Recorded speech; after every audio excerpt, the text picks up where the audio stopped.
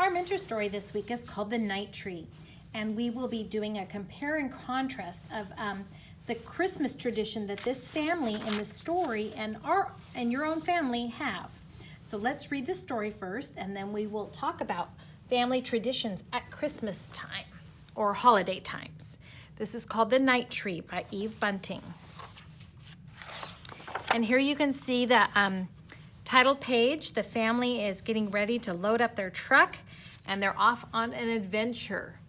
And here they go. On the night before Christmas, we always go to find our tree. We bundle up so we're warm. Nina's always wearing her boots that are too big for her. She has been wearing them all day. Dad sets our box in the back of the truck with the rest of his stuff, and the four of us squish into the front seat. We drive through the bright Christmas streets to where the dark and quiet begin. So they leave the busy, bright lit, decorated city, and they head out to where it's dark and quiet. Nina is almost asleep in Mom's lap when we stop. "Are we there?" I ask. And Dad says yes and rolls down the window so we can smell the tree smell. We scramble out. There are oaks growing here and alder and maples that are bare now and white in the moonshine. The pines and the spruces and the firs are green. Look at her I spying what she can see. This is called Luke's Forest, but Dad says it's not really a forest, just a nice forgotten place where our town ends.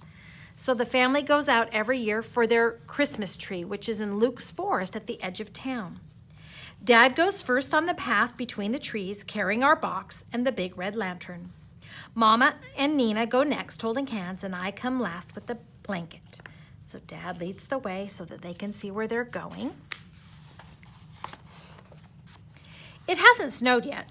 It's so cold my breath hurts. The sky is spattered with stars, and the moon, but big as a basketball, slides in and out between the treetops. Dad's lantern sweeps ahead. "Look," he whispers. We stop. A deer is watching us, and I see the brightness of its eyes. Then it turns, and it's gone. "Here's our tree," Dad said. It's been our tree forever and ever. We walk around it, touching it. "It's grown since last year," I say. Mom puts her hand on my shoulder. "So have you." So the tree and the little boy have both grown. "So have I," says Nina. Nina hates to be left out. So every year their Christmas tradition is to go to the same tree on the edge of town. An owl hoots deep in the darkness. There are secrets all around us. "Can I put on the popcorn chain?" Nina asks. She hops up and down and right out of one of her boots. Mom helps her get it back on. And why did she come out of her boots? Because she was jumping up and down and she was so excited she jumped right out of her boots. Nina takes one end of the chain and I take the other, and we wind it around our tree. We've brought apples and tangerines with strings on them, and we hang them from the branches. It's hard to hang string loops when you have gloves on, but it's too cold to take them off. So they have brought from home all sorts of natural things to put on their tree. For weeks we've been making balls of sunflower seeds and pressed millet and honey. We hang those too. We scattered shelled nuts and breadcrumbs and pieces of apple underneath for the little creatures who can't climb very well. Our tree looks so pretty.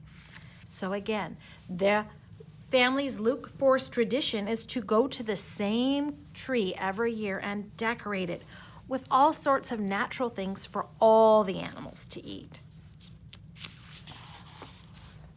Mom says I should spread the blanket so we can sit and admire our tree. She has brought a thermos of hot chocolate. I take off my gloves and toast my hands around my warm cup. Dad turns off the lantern and we stay so quiet, hoping some of the little animals will come while we're there, hoping the deer will come back. But it doesn't. It's shy, Dad says. I'm shy too, Nina tells him. Before we leave, she and I get to choose a Christmas carol to sing. I choose "O Come All Ye Faithful." Nina chooses "Old MacDonald Had a Farm." "That's not a Christmas song, silly," I tell her, but Mom says it's fine. And a very nice song too. We sing fast because there are lots of verses and it's getting colder. After the last EIO, we gather up our things and head for the truck. I look back once. Our tree has folded itself into the darkness, but I think I can still see it. Stars caught in its branches and the moon swinging lopsided on top. Nina gets tired and Dad has to wrap her in the blanket and carry her. I carry her boots. Later in bed, I think about our tree, and sometimes next day, when the aunts and the uncles and the cousins are at our house and it's noisy and happy, I let my mind go back to the Luke forest. I think of the birds having Christmas dinner and the squirrels and the possums and the raccoons and the skunks. And this is what I imagine. There might even be a bear because Dad says bears don't really sleep all winter. And if it's going to wake up, I just bet it would wake up for Christmas. Maybe a fox has come, stepping high on its thin, sharp paws, and they're all together singing their own Christmas songs on Christmas Day around our tree. So this is what he imagines it to be like. All right, so what you're going to do today is some writing and comparing. The family's Luke Forest tradition.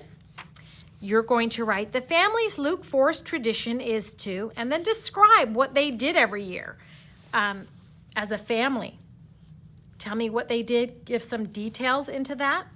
And then after you're done, you write my family's holiday tradition. And so I wrote, one of my family's holiday traditions is to open one gift on Christmas Eve. Everyone gets a new pair of matching pajamas. We drink hot cocoa, have prayer, and go to sleep, excited to see what's under the tree on Christmas morning. So I didn't just write one sentence, but I gave you some details. And that's what you're going to do for your reading today. Writing about the family's Luke Forest tradition and your tradition of your own. Okay, I'm excited to hear about them.